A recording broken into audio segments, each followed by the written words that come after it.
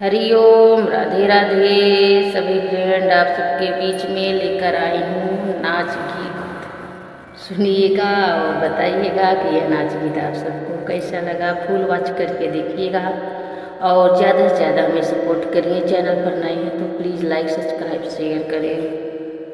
अंगनैया में रोए बिलार रतिया डर लागे। अंगनैया में रोए बिलार रतिया डर लागे। अंगनैया में रोए बिलार रतिया डर लागे। कैसे जगाई हम अपने ससुर के, कैसे जगाई हम अपने ससुर के। अरे सासू देवढ़िया के ठार रतिया डर लागे। अरे सासू देवढ़िया के ठार रतिया डर लागे। अंगनैया रोए बिलार रतिया डर लागे। अंगनैया रोए बिलार रतिया डर लागे।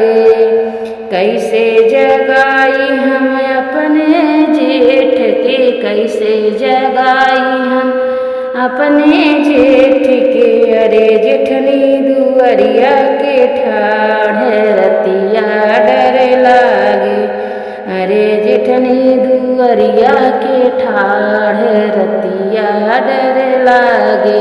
अंगनैया रोए बिलार रतिया डर लागे। अंगनैया रोए बिलार रतिया डर लागे। कैसे जगाई हम अपने देवरी के, कैसे जगाई हम अपने देवरी के। अरे ननदी दुअरिया के ठाढ़ रतिया डर लागे। ननदी दुअरिया के ठाढ़ रतिया डर लागे। अंगनैया रोए बिलार रतिया डर लागे।